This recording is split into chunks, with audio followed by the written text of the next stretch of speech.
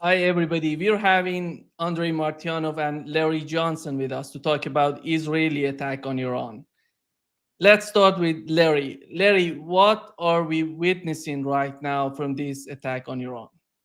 Can you show the video? I've got the video proof of Yeah, let me let me put it. Israel's attack. I think this summarizes it. No, the other one. The other one. Yeah, that's a good one.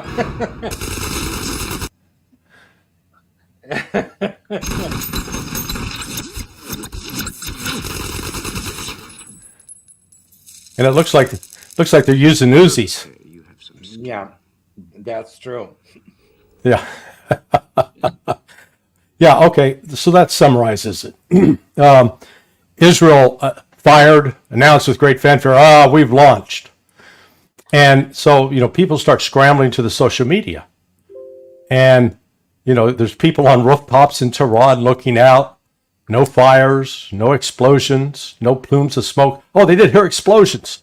Those were the initial reports. And then they said, oh, that must have been Russian air defense going off, which it was, Russian and Iranian air defense.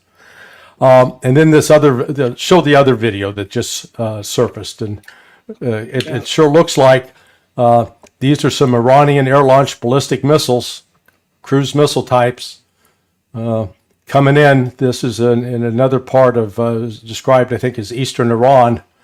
And you can say, here comes a missile. Whoops, there goes a missile. Here comes some more. They're going, gone. So what happened? Israel's arrogant enough that it thought its missiles would penetrate Iranian airspace. And if these initial reports are true, and I put the caveat if, but it certainly appears that Russia helped Iran prepare for this, that the Russian air defense systems work spectacularly, that the Iranian air defense system work, and it looks like they shot down all, if not most, of the Iranian missiles. We've not seen any of the social media. Israeli missiles. The Israeli missiles. All these I countries are confusing me, but I think if that turns out to be the fact, I bet Russia's going to put its hand around Iran's shoulder and say, "Okay, big guy, you defeated the Israelis. You don't need to strike back. You've shown them in the last 25 days you can penetrate them anytime you want, and you've just shown them that they can't touch you." So if this could be a good news moment. Yeah, Andrei, go ahead. I mean, it's very easy to know what is happening there in terms of what the toolkit Israel uses. The toolkit is pretty limited, actually, unless we go talking about the intercontinental ballistic missile Jericho 3. It is intercontinental depending on the payload. But I mean, usually, most likely it was Jericho 2. It's a standard ballistic missile, so that easily interceptable with the more modern air defense systems. And they have this thing, at least that's the rumor, that it's called Popeye Turbo. Popeye itself is a cruise missile with a range of about 300 kilometers. There's no way Israel can touch Iran with this missile. They theoretically can get this Popeye if it exists at all. I mean, and Israel loves to bluff about how great they are, how they develop all those super duper, wonder weapons and things of this nature. But even if they assume that it is true, so they need to get to about Erbil, to at least try to touch, let's say, Tehran suburbs. They can attack Tabriz, maybe, I don't know.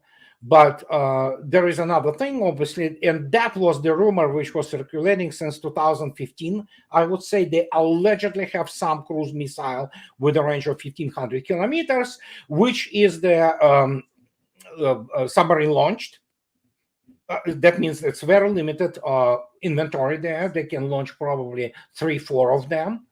And they have those German-built Dolphin submarines. So they can theoretically launch those.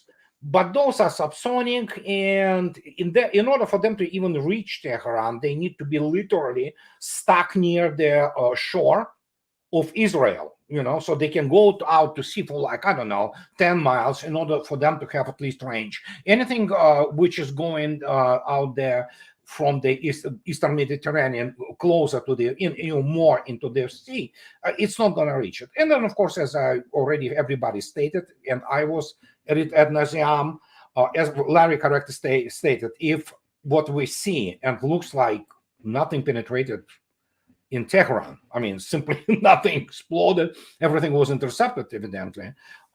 It's Russia's ISAR, intelligence, surveillance, and recon. They had the early warning.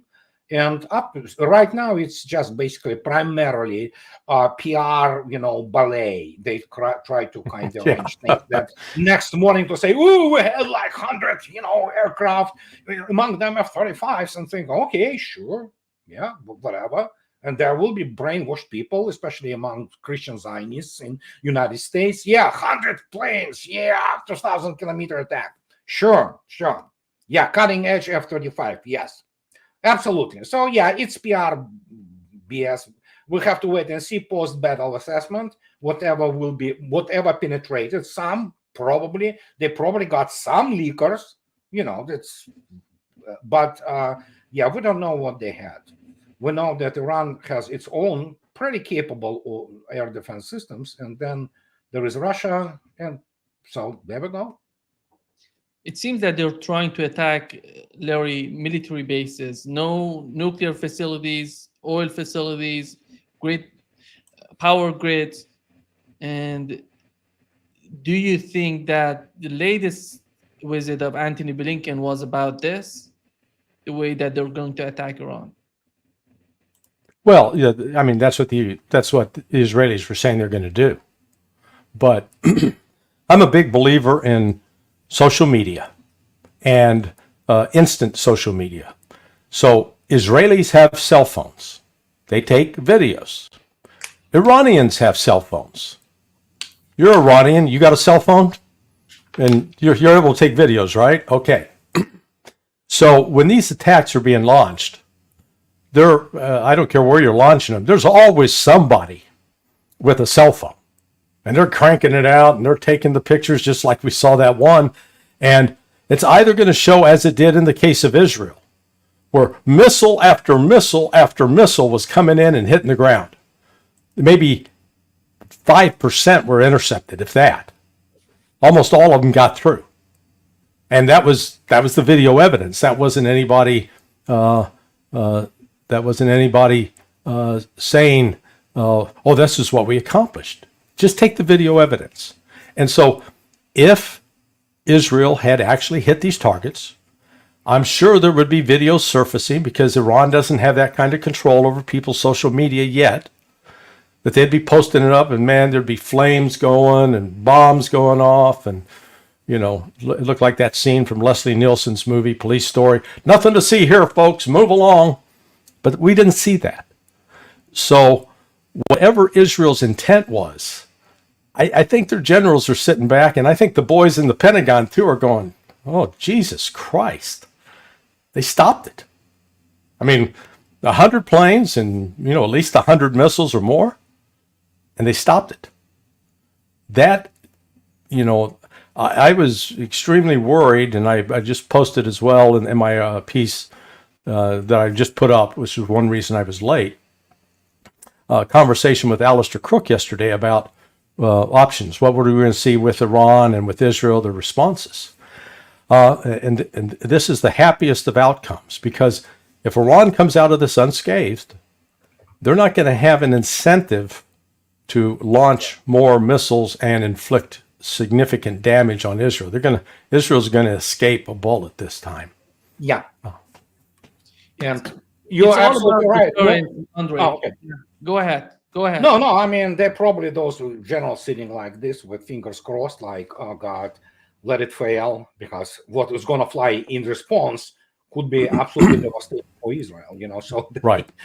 Not all of them are complete idiots. I mean, they understand the technical parameters and operational issue related to the launches. So, and yeah, it's in Israel's interest to kind of calm it down now. So that's what it is. Larry, is Israel deterred, in your opinion? I hope so, because there are at least some rational generals still there, I think. Because some of those rational generals were putting out reports, hey, we've accomplished our objectives in Lebanon and southern Lebanon, so we're going to start pulling the troops back. They didn't accomplish their objectives. They're getting too many of them killed, too many tanks destroyed, and they weren't making any progress. So, I mean, it's a new world now. This is not 2006 where Israel took a beating. They'll take a far more serious beating. This may actually lead to some upheaval within the Israeli Netanyahu's cabinet now. That, okay, we tried it your way and it didn't work. Now there are other options. Okay, well we're gonna hit them with nukes, and I guarantee you, Russia and China are not going to sit back idly and say, oh, okay, that's okay, we'll let that happen. No, they want to de-escalate this thing, and we were Israel's insistence that it was going to strike back. And I said today with the judge, yeah, they're going to strike back. And Ray was saying, I think they'll wait till after. And I'm not trying to call Ray out on this. I mean, because he had a legitimate and a reasonable analytical conclusion. But what factors into my assessment is you got some crazy Zionists who are not rational. They're not using logic. Yeah, not jobs completely, and yeah. Andrei, your take about? No, I mean, what I absolutely agree with Larry. The dance now, the ballet, this choreography, from on their part will be how not to get a response. Because if Iran would be really pissed off, we know it can absolutely, damage the, obviously Iranians not going to attack the civilian areas, but they will respond to practically every single important military installation in Israel, including, by the way, the naval base, where they will sink pretty much most. Well, I'm pretty sure they by now took out the whole Israeli Navy to the sea, just to disperse and not be subjected to the response. But the point is, militarily, Iran is much more powerful than Israel, with the exception of the nuclear weapons, which everybody knows Israel doesn't have and never had and probably will never have.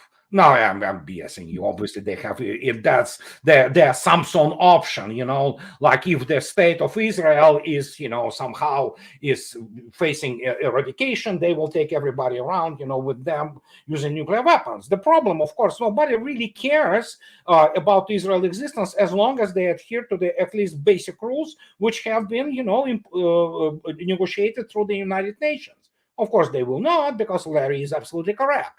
There are a bunch of Zionists nut jobs. They're crazy. They're fanatics. And guess what? These fanatics, you cannot explain to them that militarily you're not significant guys. You're second tier, if not the third tier army. And your air defense is primarily its PR. Together with whatever your strike capabilities are in terms of conventional weapons. So Iran already demonstrated to them. So, and this is, as I already stated, now it's all about the escalation. Obviously, Russia, as Larry correctly stated, will grab, Iran by shoulders, says, buddy, you good. You showed them, jerks, And so I don't know what the United States will do, but again, in the United States is the, in this respect, is especially in terms of the policy, foreign policy on the Middle East, is the Israel. It's extension of Israel. U.S. Congress is completely subverted and corrupted by Israel, so is Biden administration, which has Zionists and Israeli forces practically in every single important position. So how will they react? I don't know. Those people, many of those people are not normal people. They are not rational. They're fanatics. We had a amazing picture about Israel before all of these conflicts started in the Middle East, Larry. About the intelligence, about the military power of Israel. Right now, it seems that everything is just melting down. How do you see the Netanyahu administration and the way that they could achieve this type of, in terms of their military achievements, their intelligence achievements, and right now they're in Gaza, they're in southern part of Lebanon, they're in a conflict with Iran. They want to go to war with Syria. I don't know the way that he's trying to manage the situation. How do you see the picture of Israel today, compare it with the picture of Israel before October 7th? Well, they keep looking in the mirror, telling themselves they're the fairest of all. They don't recognize that they're 80 years old with saggy skin and breasts hanging to their knees, okay? Just get that image in your mind. Yeah, thank you very much. Now I'm going to go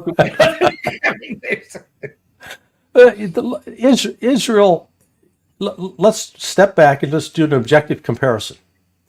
Israel has put its army, a significant portion of it, with Air Force, with artillery, with tanks, with mortars, against basically an unarmed Palestinian population in a 134 square mile area. And they've been fighting for 13 months, and they haven't been able to stop it. They haven't been able to pacify it, even though they've killed lots of women, lots of children, bombed hospitals, bombed schools, bombed churches and mosques. Russia, in just the past 2 months, in the Kursk area, has taken back territory twice the size of the Gaza Strip, going against actually well-armed troops that have tanks, that have some military experience, and the Ukrainians weren't able to stop the Russians. So just by virtue of comparison, Israel gets to pretend that it's the greatest military power in the Middle East simply because it's the big fat bully in the sandbox, and all the other little kids are much smaller and don't have the same toys. And now Israel has actually come up against a peer, and a peer that's got some support of a first world power like Russia and China, and access to their intelligence. Not to say that Iranian intelligence is inadequate, but when you compare that, this should force Israel to wake up a little bit and say, maybe we're not as good as we thought we were. Because tomorrow they're going to, when the headlines clear, and it's going to become apparent that there was no significant damage in Iran based upon the early reports. Now that may change, and if they got some through, then let's put it this way: if they got through and damaged Iran, then Iran's going to strike back at Israel, and this will escalate. But it's just watching, if you will, the body language of some of the Iranian commentators, like Professor Morandi, who you've had on your podcast. They're very relaxed. You're not seeing any kind of panic, any kind of uproar, any kind of emotional outpouring on the part of Iranians. They're like, hey, cue the Peggy Lee song. Is that all there is? Yeah. Andrei, what would be the outcome of these interaction between Israel and Iran on the concept that the Arab states, together with Turkey, had on Israel? And right now it seems that the picture is changing in their mind. I have one guy from Iran. I have more people on my blog from Iran, but he's very active, a very intellectual, very well-educated man. He talks about there is a shift which happened already, and it's in progress. It's kind of expanding and all that. You suddenly have and of which I warned for many years. Actually, you have a Shiite state, Iran, standing up to Israel, and by the virtue of winning this fight, and winning it with the flying colors. Can you imagine what it happens now in Sunni environment there? They have been Sunni Arabs have been boys for the beating. They've been beaten non-stop for decades, and suddenly you have the Shiite state advanced with advanced technology of own making, no less. Okay, and having now two huge military and economic powers, as Larry correctly stated, behind them, China and Russia. This is a different game in the Middle East. This is not what it used to be. You can go out and bribe, and well, there is a joke. Obviously, many Arab people, some of them, my friends, could be offended by say you cannot buy Arab, you can only rent him. So but you could go bribe in all those Arab capitals, and nothing's going to happen. In Israel will sit, pretty, of course, having United States subverted completely to this agenda. Now this all changed. Iran doesn't care about United States. Iran doesn't care about being bribed. They have a command control system, which is, and of course, personnel, which is dedicated to the cause. And now, after what we saw, and world changed, okay? And especially after the 7th of October, we saw what they did to civilian population. This is unacceptable. It's war crime. It's crime against humanity, period. There is no other way of going about it. And if there was a sympathy on the part of Israel when on October 7th, after what they committed there, it's gone, So, and you have this completely different geopolitical dynamics. And it's all kind of like in the last 2 weeks, it's just crazy, okay? We never saw anything like this in the world. This is not like, oh yeah, Soviet Union, United States, Nixon calls Brezhnev, Kissinger flies to Moscow and things like that. No, it doesn't work like this anymore, So, and it's the kind of part and parcel of the larger issue, which we see of the whole, Israel is one of the indicators of the combined West, going down, and this is what is happening. And I hope so that they will calm things down a little bit. We don't need $8 a gallon gas because American economy will implode, okay? And Iran can easily do that. They will close the Hormuz Strait, and that's it. That's going to be it. And there's no force in the world which can unplug it in if they decide to close it. Larry. Yeah, no, I agree with Andrei. This, again, if these preliminary reports and what we're seeing on social media pan out, then this is going to really reverberate throughout the Middle East, because for the first time, the Egyptians who got beat by the Israelis, the Jordanians who got beat by the Israelis, the Syrians who got beat by the Israelis, they're going to go, Iran beat them. Iran stopped them. Saudi Arabia is going to be going, okay, we better check which way the wind's blowing, because they're already warming up with relations with Iran, and they'll say, you know what, we better be friendlier with them, because they've demonstrated the ability to stop a massive Israeli airstrike, if what Israel says is true, that inflicted some, if no damage. But it certainly didn't shut down Tehran, didn't shut down the airports, didn't shut down the military bases around Tehran. Now, the reports from outside in other areas, maybe it's different. But like I said, and this is where it turns bad, if Israel succeeded in hitting some of those targets, then Iran's going to strike back and hit Israeli targets. And apart from what Iran's doing on that front, it's going to be in a stronger position to both resupply and enhance Hezbollah's capabilities. You already saw it today. Hezbollah launched 60 missiles into Iran, and Iran wasn't able to stop most of them. And that's just Hezbollah. And so the Houthis, I'm sure, they're itching to get some payback in this too. So Israel, Israel has kicked 2 or 3 hornets' nests, and it doesn't have the wherewithal to stop all the stings. It seems what's happening, Andrei, between Iran and Israel is gonna boost the morale on the part of Lebanese, on the part of Hezbollah in their fight against absolutely Israel. Yeah, there's no doubt about it. I mean, a moral factor of morale, and sometimes even such as higher emotion as inspiration is gigantic. And especially it is gigantic for people who have their very serious metaphysical cause, as the Muslims of the area have. And as I already stated, it's just shocking. Many actually Sunnis are just kind of leaning Shiite, Oh, my gosh, this is just it's tectonic shift in their psychology and things of this nature. So yeah, and again, I mean, Israel is not doing well in Lebanon. Okay, let's put it this way. So evidently, somebody in the general staff of Israeli army has to, if they have guts, if they have gonads, to stand up and say, we already know one guy actually retired, so to speak.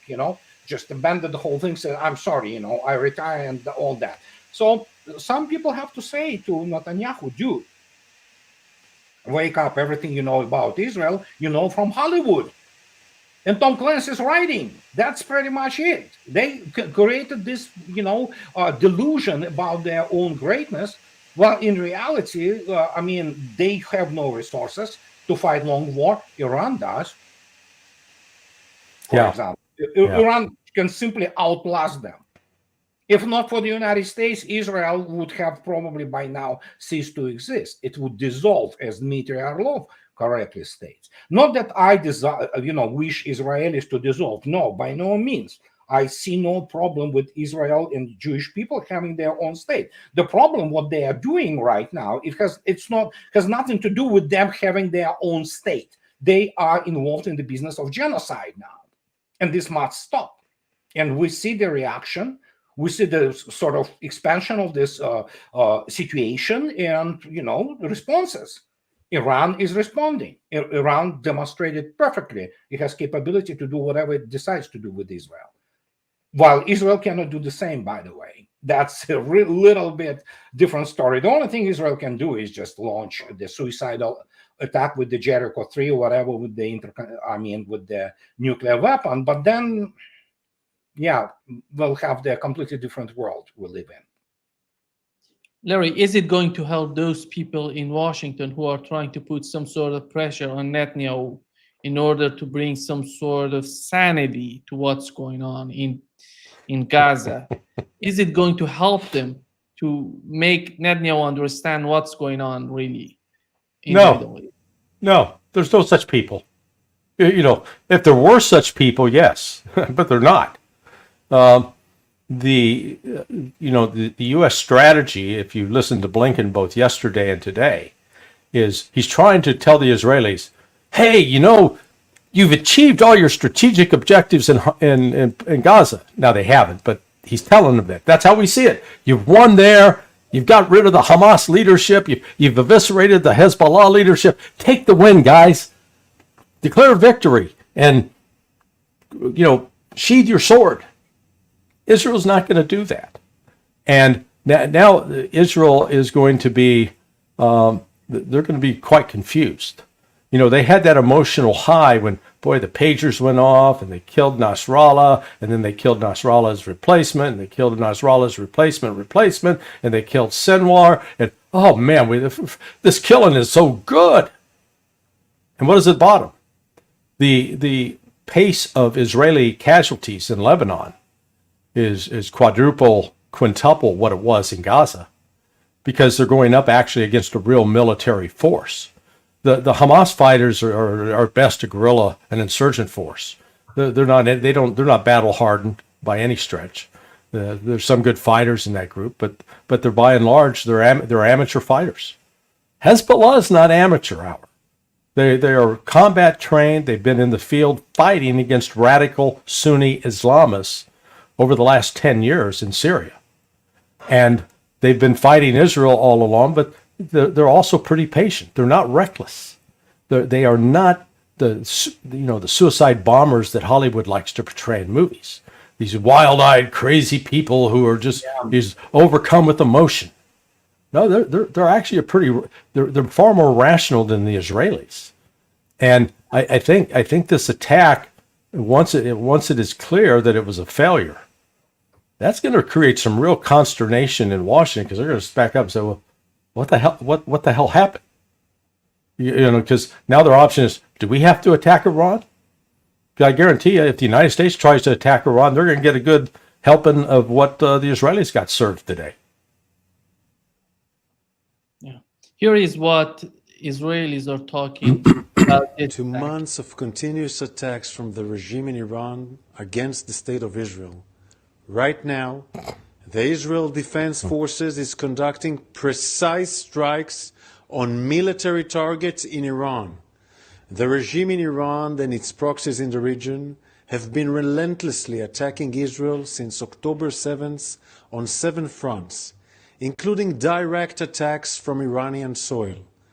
Like every other sovereign country in the world, the State of Israel has the right and the duty to respond. Our defensive and offensive capabilities are fully mobilized. We will do whatever necessary to defend the State of Israel and the people of Israel. Sure. Yeah, what else can you say? Look at Konashenkov, Lieutenant General Konashenkov, the press secretary, spokesperson for Russian Defense Ministry. He doesn't wave his hands. He just sits there as a computer narrating. Okay, we captured this. This is like, you can see yourself. And then I like how he does it in English. You know, it's obviously addressed towards the Christian Zionist strata in the United States, because this is where the, power of Israel rests with in the United States. So without United States, as I already stated, at this stage, as it exists today, Israel will simply implode, period. So, and economically, it's already imploded, essentially, and obviously, I heard that they're giving out free, the tourist visas and, to Israel, to visit all those wonderful beaches. So, yeah, hotels are almost free, so, so it's just, well, what else he can say? He has to come out, he has to say those things, and reality, of course, we know the reality. Larry, the way that he's trying to picture that each and every country that is in conflict right now with Israel is Iran is behind all of them. Yeah. Iran is it doesn't seem that Houthis are all in hand of Iran. Iraqis, Syrians, Hamas, Hezbollah.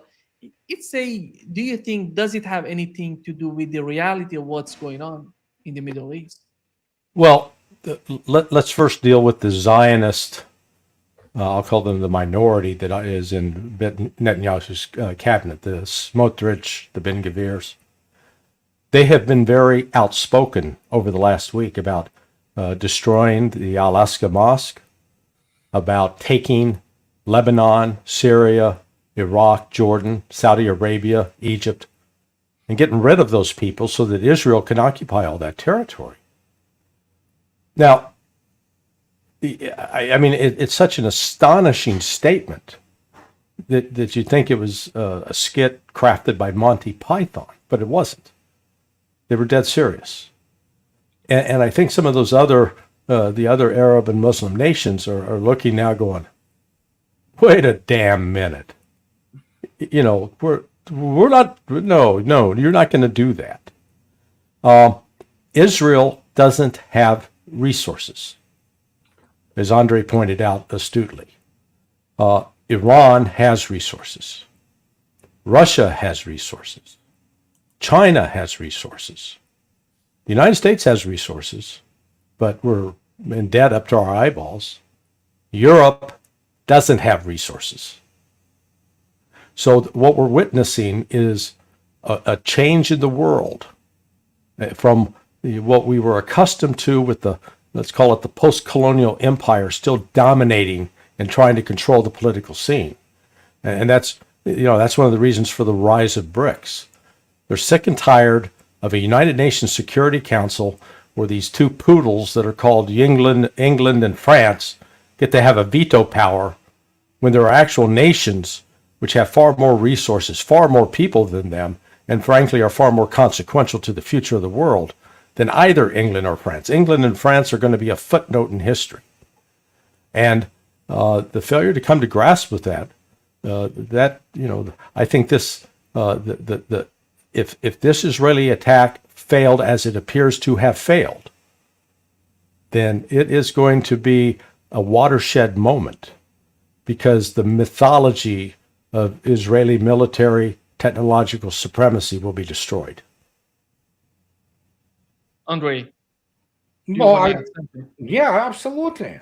That's what Larry is correctly saying. And especially when speaking about England or United Kingdom, we can thank that's Oxford idiots and Mr. Schofield who wrote the Bible in such a way with such comments that we have a bunch of people who believe all kinds of, well, it's called the Schofield Bible for a reason, and it's actually rejected by the church at large, Christian church, because obviously it's a complete, well, it's abuse of the classic biblical texts, and that's main thrust of the thing. But this is where the power of Israel is. In technological ways and in economic ways, Israel is, it's not even the first 30 countries in the world in terms of the real economy.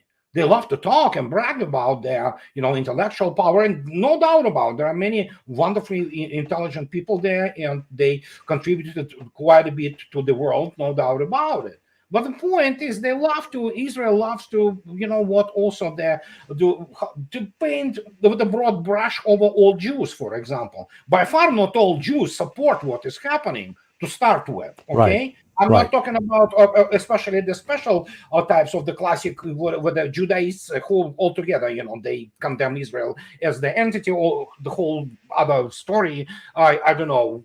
I'm not going there into the theology. I'm no specialist in that. And so, when you look at this, like, yeah, somebody has to tell those guys, as Larry correctly stated, with what force are they going to occupy those countries? I wonder. Do they even understand what will be such combined arms, and of course after that the police operation require? Probably more. Well, every single person in Israel, if anybody is willing to go that way. Those people do not understand war. They live off this 1967 in 1973. But even in 1973, they sustained a catastrophic losses with their air force from Soviet air defense. So, and the only thing they have, this Rimon 20 operation, which is, well, wasn't a real operation. The Soviet and Israeli pilots negotiated that they will meet in the air, and Israelis kicked Soviet ass. Not so much because Soviets were not good, because obviously the Soviet air-to-air missiles at that time were not good. So actually they hit twice. But they didn't explode, So it's that's their mythology. They live by that, What many of them do not like to recall is, of course, the sinking of the, as we all know, 1967, So, and what can I say? The more they get rid of their delusions about their own Israel's greatness, the better it will be them. It will be for them and for Israel, by the way. Eventually they either find the modus vivendi with Arabs, with Palestinians, or they will go, as Larry said it, as United Kingdom, a footnote in the history, essentially, because they will dissolve. Simple as that. Larry, do we have, from what we've seen so far, do we have sane military commanders in Israel to understand the way that Pentagon put an end to sending long-range missiles to Ukraine? Right now, these people being in charge and advising the Netanyahu administration not to escalate the situation. There are some, but I'm not sure what degree of power or influence they have. And by virtue of being good military officers, they're not necessarily going to buck the political chain of command. But they're also going to face a crisis of conscience. And that's one of the interesting things that's starting to emerge, that just as happened to the German Wehrmacht as they went into Poland and Ukraine in 1941 and then into 1942, and they were the soldiers, the regular Wehrmacht, not the SS, but the Wehrmacht was being asked to shoot women and children. And as a consequence of that, the German commanders started complaining because it was suffering a real decrease in their combat effectiveness. There was causing mental illness, because unless you're just a complete sociopath, where you can think you can kill anything at any time, most human beings still have a conscience, and the guilt can weigh upon them. And there was a story in the Jerusalem Post the other day about this one bulldozer driver who had been a paratrooper. Father of 41, killed himself. Why? Because he'd been ordered to drive his bulldozer over what he called were terrorists, and I guarantee you some of them were women and children. And the screams and the images of that haunted him, and he took his life. And so you're seeing that kind of emotional toll increasing. The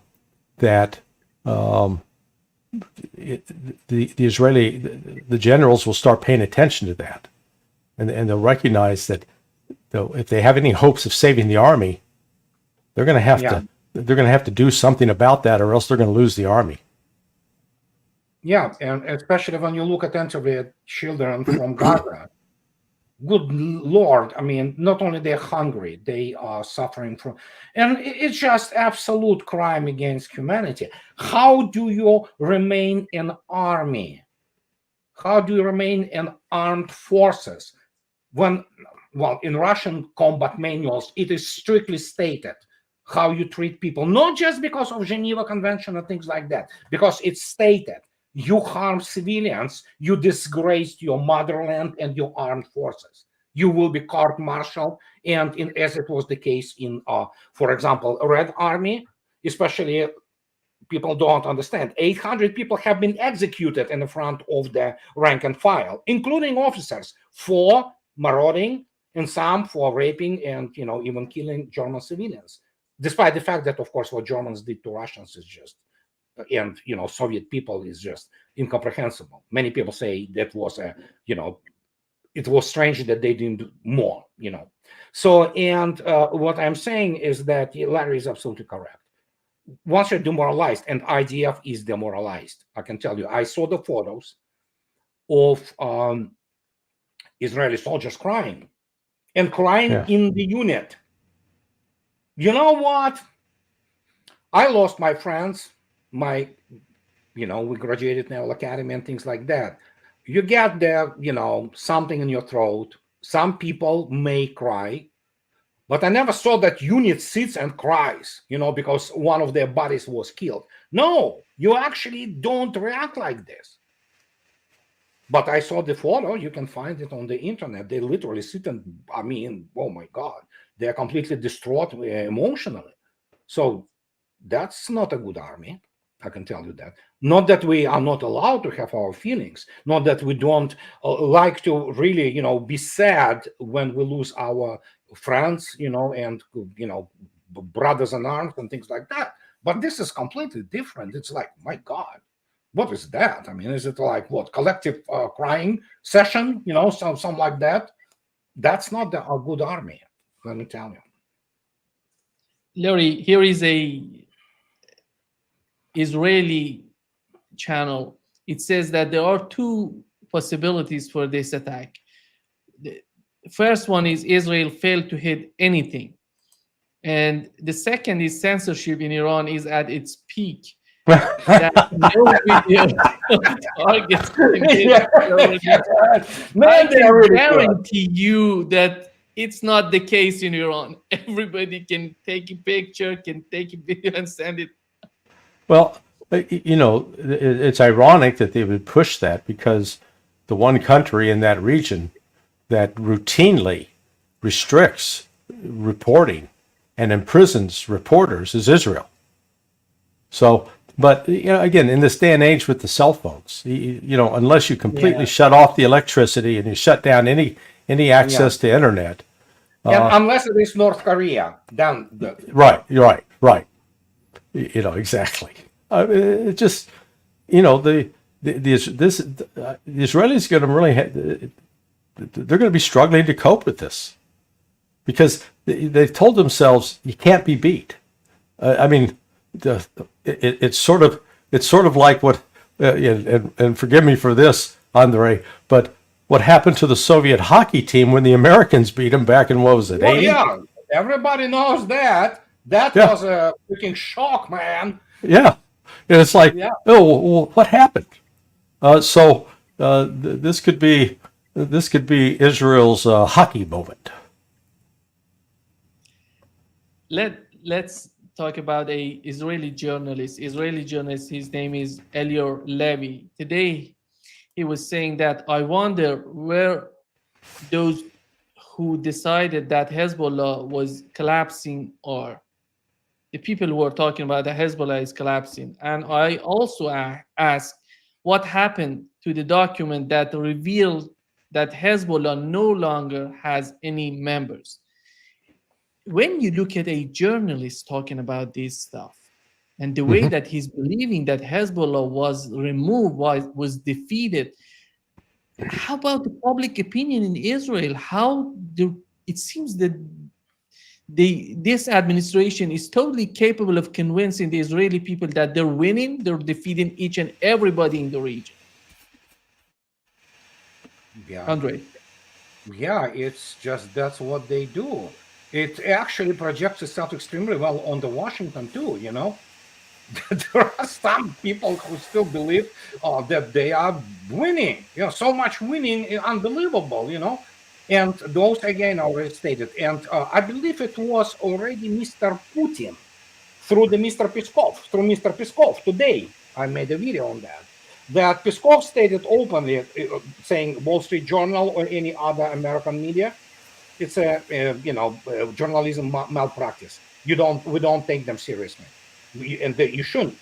And you have people literally in State Department and maybe in Pentagon who believe that, because I think so. It's a mental breakdown at this stage. We have the factors, social factors, which influence. You know, this is a larger groups of people. They behave definitely different, like, you know, when you act individually.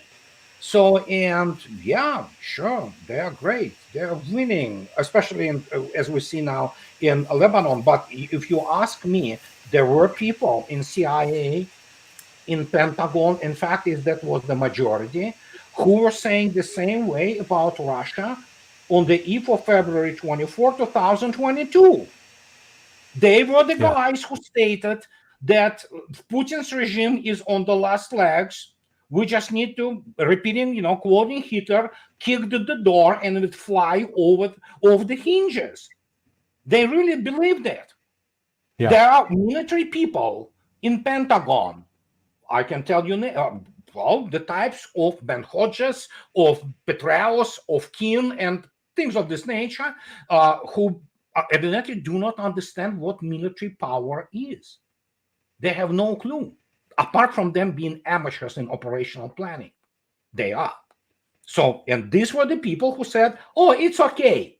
Let's hit them with the best, at that time, the best army, west of Moscow.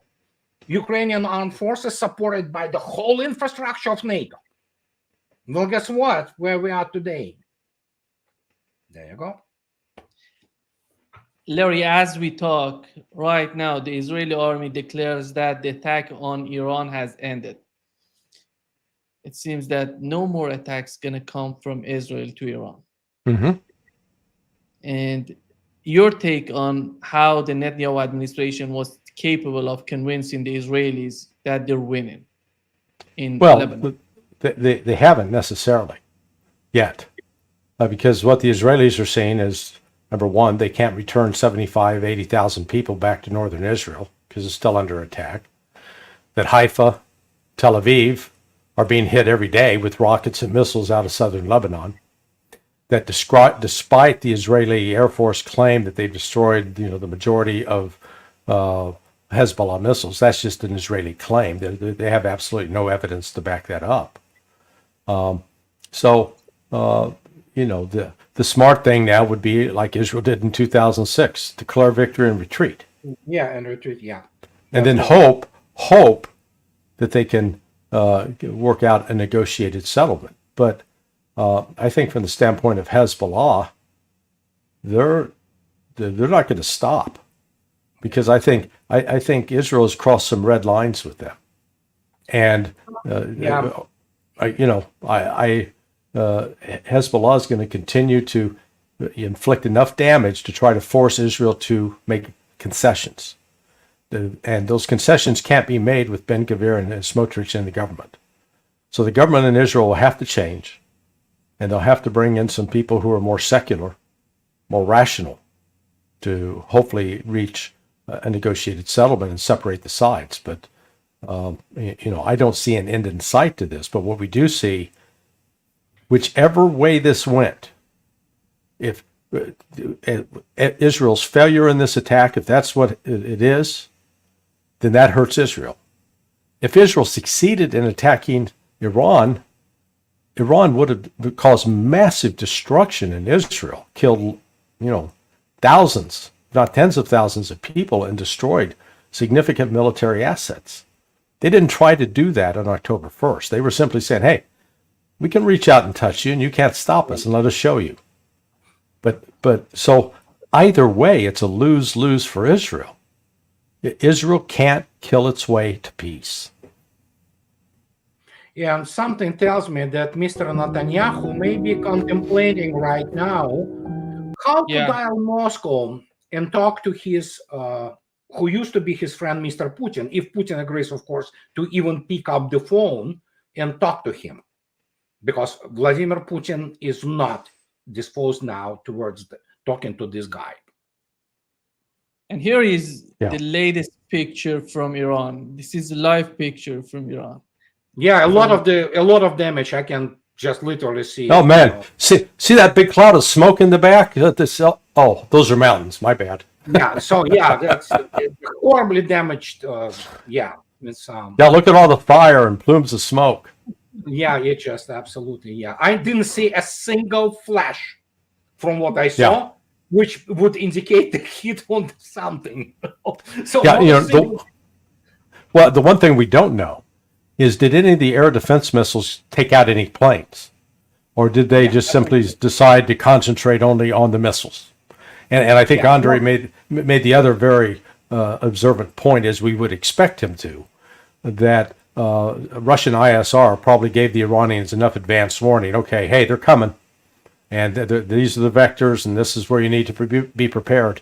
And tell you what, it would not surprise me that Russian intelligence has assets inside the Israeli military, because you got a lot of Russians there, and as good as people think Mossad is, Russia's intelligence is far better.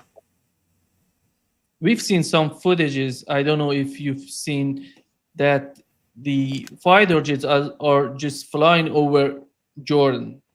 It seems that they were going to Iran, but we haven't seen so far any footage coming to Iran that they were attacking Iran.